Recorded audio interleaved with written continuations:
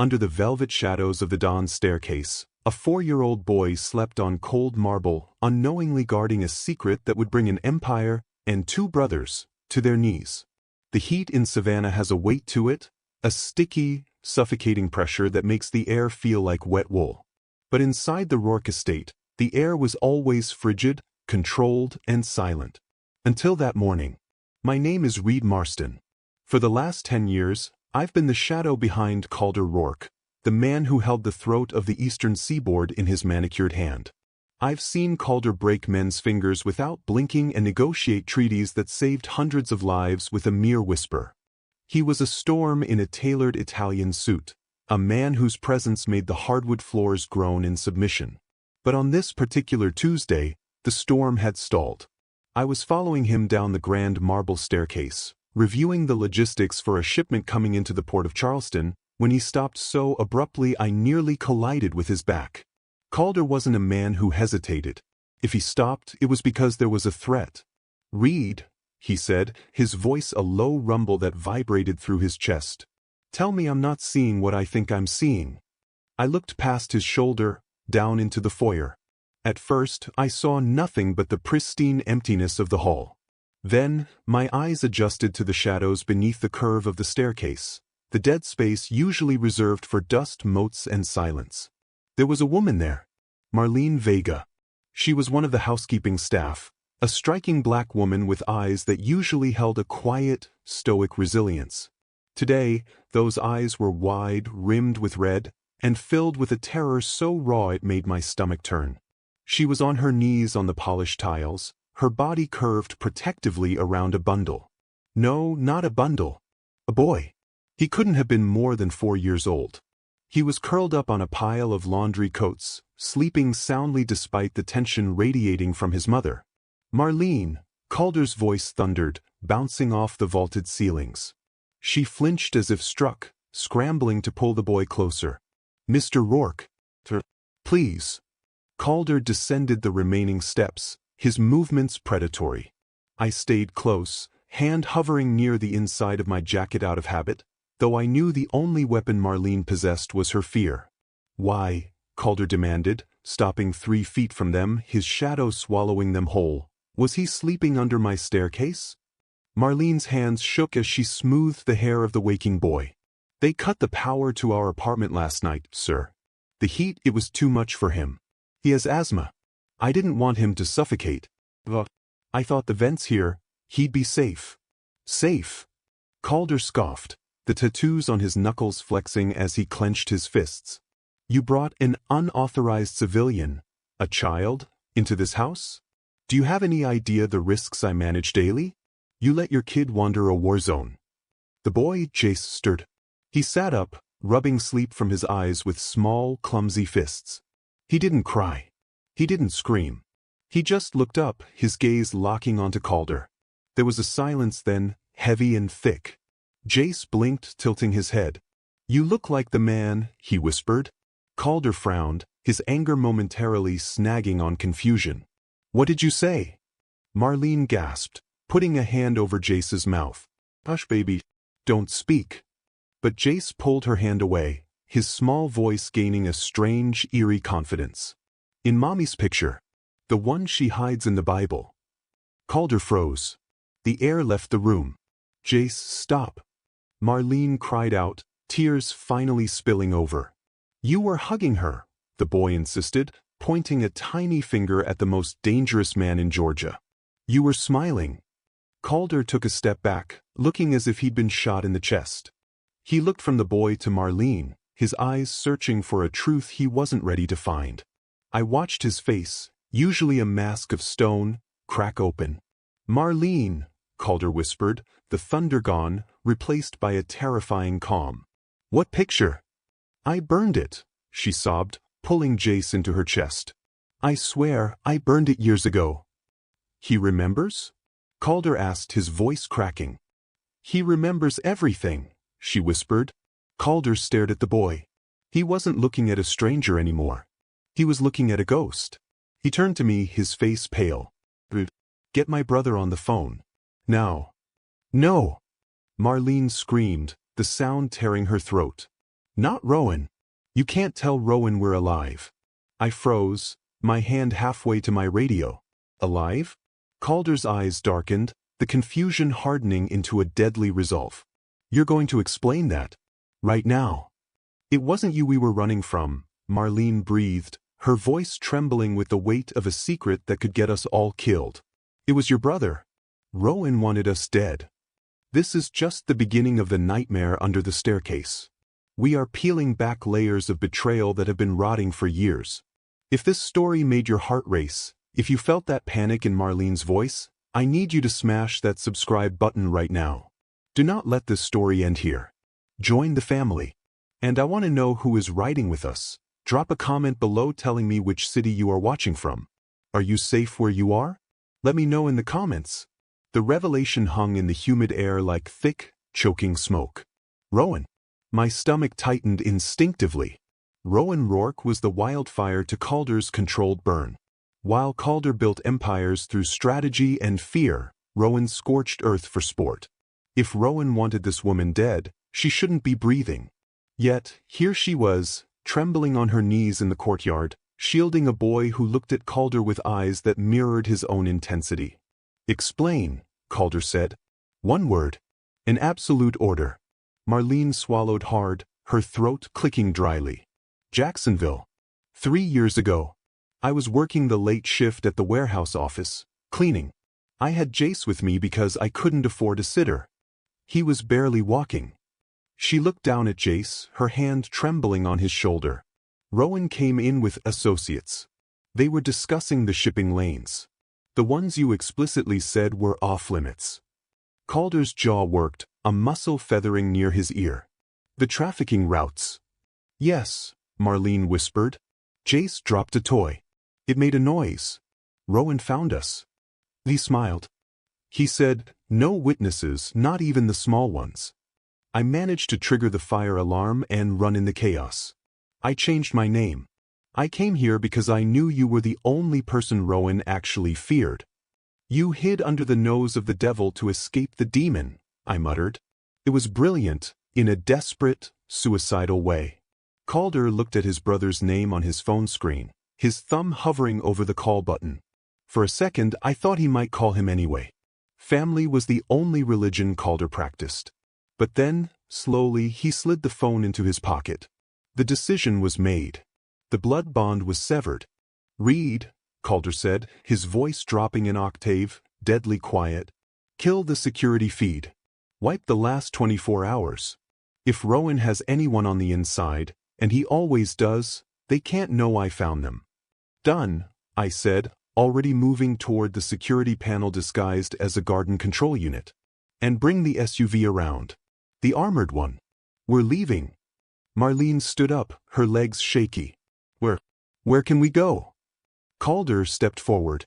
He didn't touch her, but his presence seemed to shield her from the open air. Rowan thinks you're dead. We need to keep it that way until I can put him in the ground. We're going to the safe house in Charleston. The one even Reed doesn't have the keys to. He looked at Jace. The boy was holding a small, dirty stuffed rabbit. Calder reached out, his hand trembling slightly, and brushed a smudge of dirt from the boy's cheek. The tenderness was alien, terrifying in its implication. I need you to be brave, little man, Calder said to the boy. Jace nodded with solemnity that belonged to an adult. Is the bad man coming? No, Calder promised, a dark vow that seemed to lower the temperature of the courtyard. I'm the bad man now. I brought the black Escalade around, tires crunching on the gravel. This wasn't just an extraction anymore. This was a declaration of war against his own blood. As Marlene climbed into the back, shielding Jace, I saw Calder look back at the mansion. His fortress, his legacy. He was walking away from it all for a maid and a boy he met 5 minutes ago. But as he slid into the passenger seat and checked the chamber of his Sig Sauer, I knew it wasn't just about charity. It was about the picture Marlene had mentioned. The one Jace remembered. Calder Rourke had secrets too. And they were about to wake up. The interstate stretched out like a gray vein pulsing with heat. I kept the speedometer at a steady 80, eyes darting between the road and the rearview mirror. Paranoia is a job requirement in our line of work, but today it felt heavier. Every headlight behind us looked like Rowan's eyes. Calder sat in the passenger seat, silent. He hadn't spoken since we left the estate. He was watching Marlene and Jace in the backseat reflection. Jace had fallen asleep, head resting on his mother's lap, but Marlene was awake. Her eyes met Calder's in the mirror. "The picture," Calder said suddenly, his voice rough. "Who was I with?" Marlene flinched, her hand freezing on Jace's hair. "I told you I burned it. I didn't ask what you did with it. I asked who was in it." "A woman," Marlene whispered. "She was beautiful. Sad eyes. You had your arm around her like you were holding her up. Like she was fragile." Calder turned in his seat to face her fully, the leather creaking. "Describe her." "Dark hair. A scar, small, right here." Marlene touched her own eyebrow. I felt the air drop in the cabin. I knew that scar. Everyone in the inner circle knew that scar. It belonged to Elena, Calder's fiancée. The woman who died 5 years ago in a car accident that everyone knew was a hit. A hit that was never solved. "Where did you get it?" Calder asked, his voice barely audible over the hum of the tires.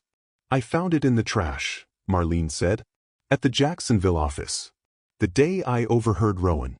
He threw it away before he started talking about the trafficking routes." He looked at it and laughed. But Calder's knuckles turned white as he gripped the door handle. The veins in his forearm bulged. "Rowan had a photo of Elena? In Jacksonville?" He said. Marlene hesitated, fear flickering in her eyes. He said, "Loose ends are just knots waiting to be cut." Then he tore it. I taped it back together. I don't know why. Maybe because she looked like she needed saving too. I gripped the steering wheel, my knuckles matching the white of the lines on the road. Elena hadn't just died, she had been erased. Calder had burned the world down looking for her killers and found nothing.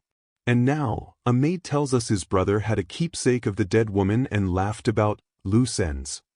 "Read," Calder said. "How far to Charleston?" 2 hours, I replied. "Make it 1. "Calder," I warned.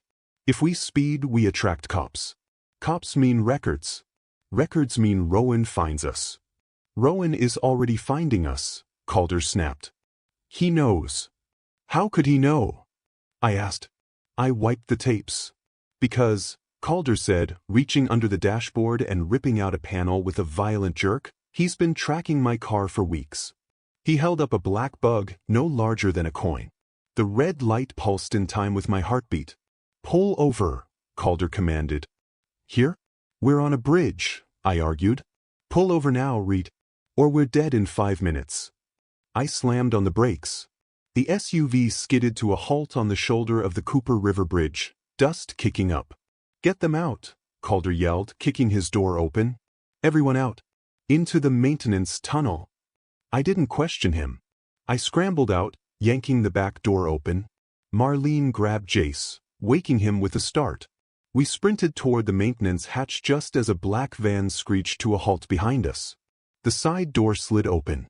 A rifle barrel flashed. We were being hunted. The first shot didn't sound like a bang, it sounded like a whip crack. Concrete exploded 3 inches from my boot, sending stinging dust into my eyes. "Move!" I roared, grabbing the rusted handle of the maintenance hatch. It fought me years of salt air welding the iron shut, but adrenaline is a hell of a solvent. I wrenched it upward, the metal screaming in protest. Marlene didn't hesitate. She threw Jace into the dark hole like a sack of laundry and scrambled in after him. Calder stood his ground on the asphalt, his Sig Sauer barking twice, controlled, precise shots aimed at the van's tires. The windshield of the van spiderwebbed, and the vehicle swerved, slamming into the concrete barrier with a sickening crunch of metal. "Calder, go!" I yelled from the ladder well. He turned and slid down the chute just as the asphalt where he'd been standing erupted in a jagged line of automatic fire. I slammed the hatch shut and spun the locking wheel. It wouldn't hold them forever, but it bought us seconds. We were in the belly of the bridge now. The walkway was a narrow steel grate suspended hundreds of feet above the Cooper River. The wind howled through the trusses, smelling of brine, rust, and diesel. Below, the water looked like churning black oil, A drop that would shatter bone on impact. "Keep moving," Calder ordered, his voice echoing in the metal cage. He pushed Marlene forward, shielding her body with his own. "Don't look down. Just look at Reed's back." Jace was clinging to Marlene's neck, his face buried in her shoulder. He was shaking so hard I could hear his teeth chattering over the wind. Clang! Above us, the hatch shook violently. Then a dull thud. They were using a sledgehammer. "They're coming," I said, checking my magazine. "We have nowhere to go, Calder. This catwalk ends at the pump station on the other side. They'll cut us off before we make it." Calder stopped. He looked over the railing at the dark water far below. He wasn't looking for a boat. He was calculating the fall. "We aren't going to the pump station," Calder said. He pointed to a service platform about 20 feet below us, attached to one of the massive concrete pylons. "There. That's a 50-foot jump to the water if we miss," I hissed. "Then don't miss." The hatch above blew open with a deafening boom. Debris rained down on us. Boots clattered on the metal stairs. "Go!" Calder grabbed Marlene and practically threw her toward the service ladder leading down to the pylon. I took the rear, raising my weapon. A shadow appeared at the top of the stairs, a man in full tactical gear, face obscured. I fired. He dropped. But two more replaced him immediately. "Reed!" Calder shouted from below. I scrambled down the ladder, bullets sparking off the railings next to my head. We huddled on the concrete platform of the pylon. We were trapped. Above us, the hit squad. Below us, the abyss. "Now what?" Marlene cried, pressing Jace against the cold concrete. Calder looked at me, his eyes hard. "Now we call for a pickup." "Who?" I asked. "You cut off everyone." "Not everyone," Calder said, pulling a burner phone from his sock. "There's one person Rowan hates more than me." He dialed. "Who are you calling?" Marlene asked. Calder looked up at the men descending the ladder. "The man who taught Rowan how to kill." The concrete dust tasted like copper and old fear. I fired 3 rounds blindly upward, forcing the tactical team to retreat from the catwalk edge. "He's not answering," Marlene sobbed, clutching Jace so tight I thought she'd break his ribs. "He will," Calder said, his voice flat. On the 4th ring, the line clicked open. "I didn't think you had this number anymore," a voice rasped. It sounded like gravel churning in a blender. "Bishop," Calder said. "I need a pickup. Cooper River. Pylon 4. Now." "Pylon 4? You got a death wish, kid? The current there eats boats." "I have Marlene Vega. And I have the boy." "They know, Bishop." The line went silent. The wind howled through the steel trusses. "I'm 2 miles upriver. Hold them for 3 minutes." The line died. 3 minutes. We might as well have been asking for a century. "They stopped shooting," I whispered. My ears rang in the sudden silence. "They aren't reloading," Calder said, holstering his gun and cracking his neck. "They're descending." As he spoke, 4 black nylon ropes snaked over the edge of the catwalk above, slapping against the concrete pylon. "Don't let them touch the ground," I yelled, leaning out to fire at the ropes. I severed one line, sending a shadowed figure plummeting into the freezing black water below with a scream. But 3 others hit the concrete platform. The space was too tight for guns. This was knife work. The first mercenary lunged at Calder. Calder didn't dodge. He stepped into the strike, catching the man's wrist and driving his knee into the man's stomach with a sound like a cracking branch. He spun the man around, using him as a shield as the second attacker hesitated. I took the third. He was big heavy. He swung a collapsible baton at my head. I ducked, tackling him around the waist, driving him toward the edge. He clawed wildly at my eyes, but I found his throat with my thumb and squeezed until he gagged, then shoved.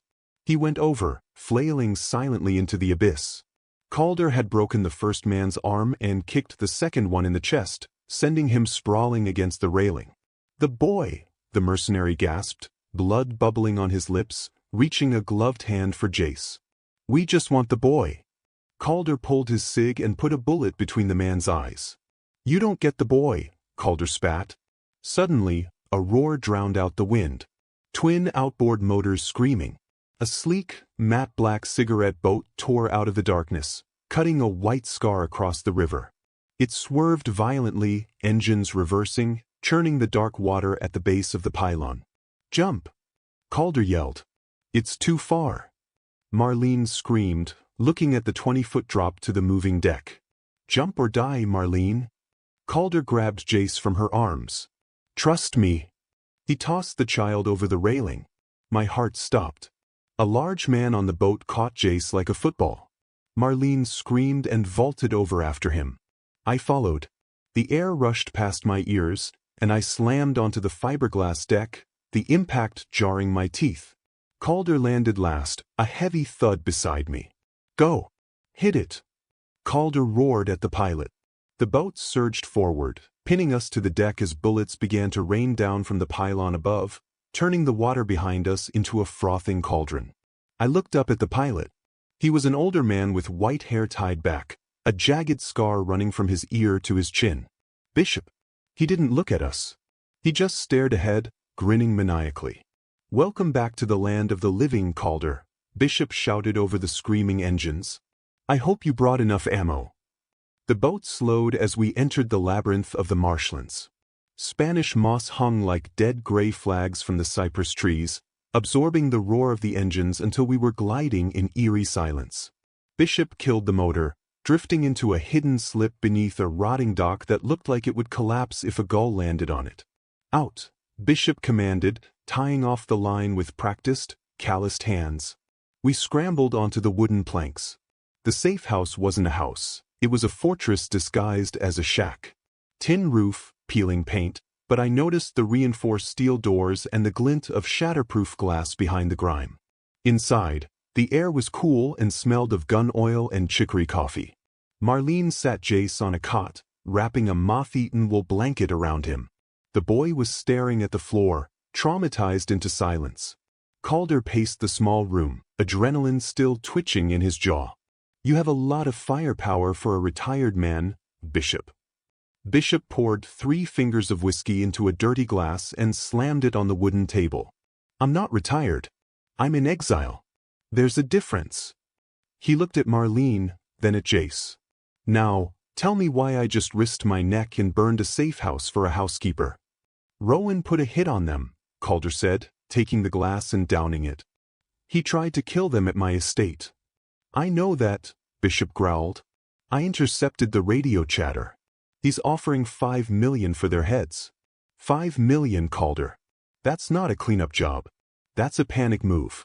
He's terrified. Calder looked at Marlene. "Show him." Marlene shook her head, tears welling up again. "I don't have it. I told you. I burned the physical copy." "Not the photo," Calder said softly, stepping closer. "The truth. Why does Rowan care about a picture of my dead fiancée? It wasn't sentimental." Marlene took a shaky breath, pulling Jace tighter. "It wasn't just a picture of Elena. It was what was written on the back." The room went dead silent. Even the crickets outside seemed to stop. "Jace," Marlene whispered to the boy, "can you tell the nice man what you saw? On the back of the pretty lady's picture?" Jace looked up. His voice was small, trembling but surprisingly clear. "Numbers. Lots of numbers. And a name." "What name, son?" Bishop asked, leaning in, his scar twisting in the dim light. "Tartarus," Jace whispered. Calder dropped the empty glass. It bounced on the rug with a dull thud. "Tartarus," Calder repeated, his face losing all color. "What is it?" I asked. I had never heard the name, and I knew where all the bodies were buried. "It's not a person," Calder said, his voice hollow. "It's a project. My father's ultimate failsafe. The offshore accounts that hold the leverage on every senator, judge, and police chief on the payroll. If Rowan has Tartarus—" "He doesn't have it," Bishop cut in, his eyes wide. "If he had it, he wouldn't be hunting the boy. He needs the access code. The photo was the key." Calder looked at Jace with a mixture of horror and awe. "The numbers. You memorized them?" Jace nodded slowly. "Mommy made me make a song out of them. So I wouldn't forget." "Sing it," Calder commanded, urgency bleeding into his tone. Jace began to hum a nursery rhyme tune, but instead of lyrics, he recited a string of alphanumerics. Alpha 799 Zulu break. Bishop grabbed a pen and started writing on a napkin, his hand flying. "That's it," Bishop muttered. "The keys to the kingdom." Calder looked at me. The shock was gone, replaced by a cold, terrifying fury. "Rowan killed Elena to get this code," Calder said. "He failed. He lost the photo. And now he's trying to erase the only copy left. He's not just trying to take over the family business," I realized, the magnitude hitting me. "He's trying to become the king." "No," Calder said, picking up his gun and checking the chamber. "He's trying to be God. And tonight we send him to hell." Bishop finished scribbling the last digit, his pen tearing slightly through the cheap napkin. He stared at the sequence as if it were a bomb code, his brow furrowed in a deep, etched line. "It is complete." "Input it," Calder ordered, his voice tight. "Drain the accounts. Leave Rowan with nothing." Bishop laughed, a dry, barking sound that grated against the wooden walls. "You think your father made it that easy? This isn't a password for a Cayman Bank website, Calder. It is a handshake protocol. You cannot input this from a burner phone or a laptop. You need a hard line, a specific terminal hardwired into the family's private network."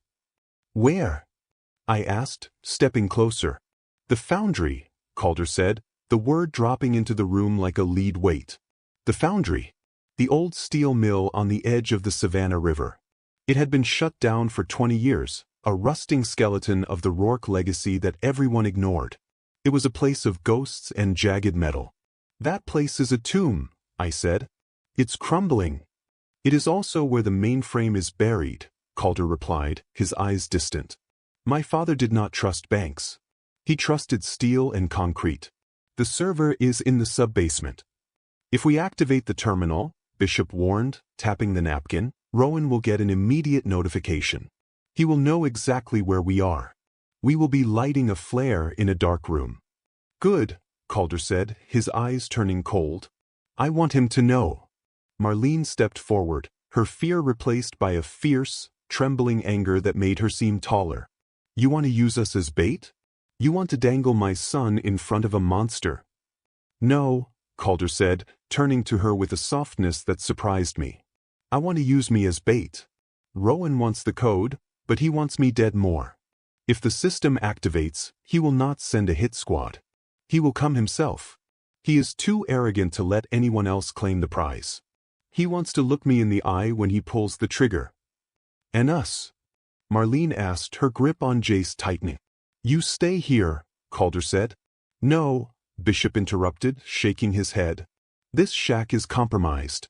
If Rowan has satellite tracking on your vehicle, his men are triangulating this position right now. We have to move. All of us. We cannot leave them here defenseless." "Then they come to the Foundry," Calder decided. "There is a panic room in the sub-basement next to the server. Reinforced steel. Independent air filtration. Jace will be safe there. Safer than anywhere else on Earth." He knelt down in front of Jace. The boy was clutching his stuffed rabbit, his eyelids heavy with exhaustion. "Jace," Calder said softly, "you did a very brave thing.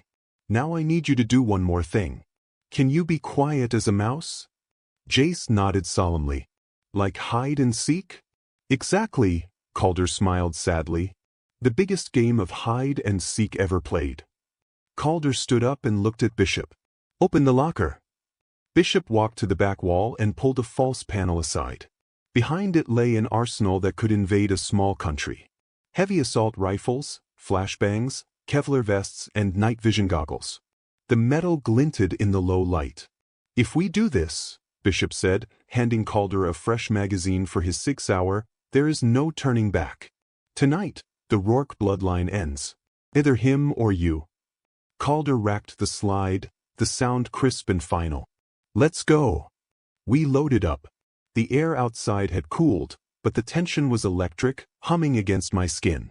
As we sped away from the marsh, leaving the safety of the shadows, I checked my weapon one last time. We were driving straight into a trap of our own making, with no exit strategy. The Foundry awaited us in the distance. a graveyard of steel. And soon, it would be a graveyard for brothers. The Foundry loomed out of the darkness, a jagged silhouette of twisted steel and broken glass against the moonless sky. It looked less like a factory and more like a tomb that had been robbed and left open. We parked the SUV inside the main loading bay, the tires crunching over decades of shattered industrial lights and gravel. "Keep it tight," Bishop whispered, his voice echoing slightly in the cavernous space. He swept the room with his rifle, the red laser dot dancing over rusted girders. Calder guided Marlene and Jace toward the service elevator shaft. The elevator car itself was gone, plummeted to the bottom years ago, but the maintenance stairs wrapped around the void, descending into the blackness of the subbasement. "Watch your step," Calder murmured, lifting Jace onto his hip. The boy buried his face in Calder's neck, the smell of gun oil and expensive cologne likely searing into his memory forever. We descended into the belly of the beast. The air grew colder with every step, heavy with the scent of damp concrete and ancient grease. At the bottom, a heavy blast door waited. Bishop cranked the wheel. The hinges groaned, a sound like a dying animal, before the door swung open to reveal the panic room. It was stark, concrete walls, a bunk, a crate of MREs, and a separate ventilation system. "In," Calder said, ushering them inside. Marlene stopped at the threshold. She grabbed Calder's arm. Her eyes were wide, pleading. "Come back. You hear me? You come back." Calder looked at her, and for the first time, I saw the mask slip completely. He wasn't the Don. He was a man who had found something worth losing everything for. "I promise," he said. He closed the heavy door. The lock engaged with a solid, reassuring thunk. "They are safe," Bishop said, turning toward the server room adjacent to the panic vault. "Now, let's ring the dinner bell." The server room was a graveyard of obsolete tech, towering banks of dust-covered drives. In the center sat a single terminal. Bishop bypassed the blown fuses with a set of jumper cables connected to a portable marine battery we'd hauled in.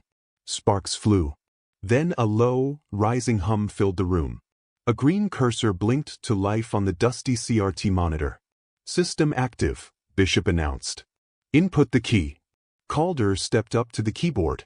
He didn't hesitate. He typed the sequence Jace had sung, his fingers moving rhythmically. "Alpha 7-9-9 Zulu?" He hit enter. The screen flashed, access granted. Tartarus protocol initiated. Almost instantly, a red light on the console began to blink rapidly. Silent alarm triggered. Bishop grinned, checking his watch. "Signal is broadcasting to the main Rourke server. Rowan just got a push notification that his bank account is being drained from this IP address." "How long?" I asked, checking my weapon. "He was close," Calder said, tilting his head. "Listen." Far above us, through the layers of concrete and steel, we heard it. The screech of tires.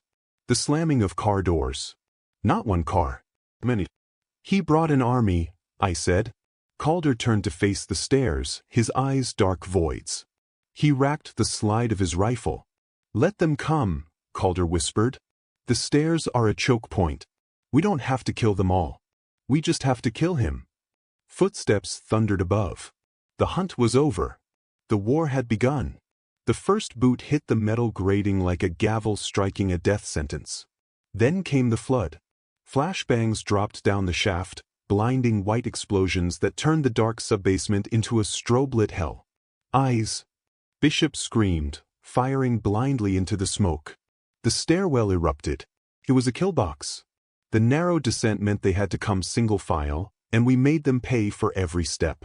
Bodies tumbled down, metal clanging against metal, a gruesome percussion to the staccato rhythm of automatic fire. I felt the heat of bullets whizzing past my ear, chipping concrete shards that stung my cheek like angry hornets. "Hold the line." Calder roared, his rifle stock pressed tight against his shoulder. He wasn't firing wildly, he was surgical. Double taps. Controlled breathing. He was a conductor of violence. For 5 minutes, it was pure noise and fury. Then silence. Smoke drifted lazily in the shaft. The smell of cordite was suffocating. "Calder!" A voice drifted down, magnified by the acoustics of the shaft. It was smooth, mocking, and hated. You always were dramatic. Hiding in Daddy's old dungeon? Rowan, Calder yelled back, his voice steady. Come down. The water's fine. I don't think I will, Rowan laughed. I think I'll just bury you. You realize this building is unstable, right? A few charges on the structural columns upstairs and, poof. No more little brother. You blow this place, you blow the terminal.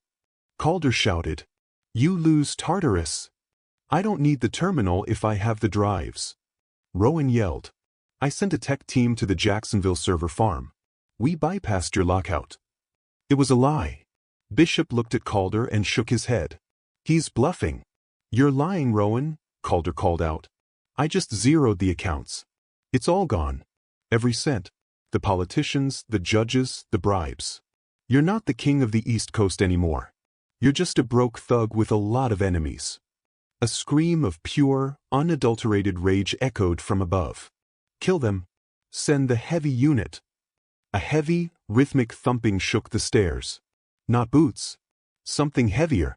A man in full ballistic juggernaut armor turned the corner, carrying a rotary cannon. Cover! Bishop tackled me as the minigun spun up. BRRT. The sound was deafening. Concrete disintegrated.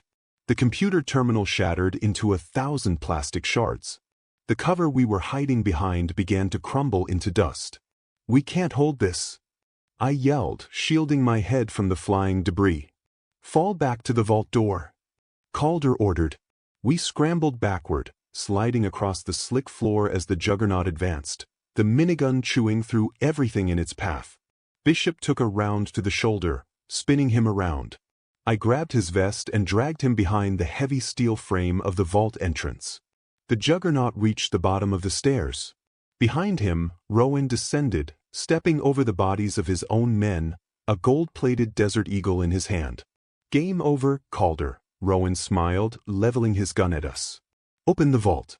I want to hear the girl scream before you die. Calder dropped his rifle. He raised his hands. Okay, Calder said softly. You win. But as he raised his hands, I saw his thumb flick a small switch on his belt. The detonator for the claymore Bishop had planted on the ceiling. The blast tore the world apart. The ceiling above the stairwell sheared off, bringing tons of reinforced concrete crashing down on the juggernaut. The armored giant crumpled instantly, the rotary gun silenced forever under a jagged tomb of rubble.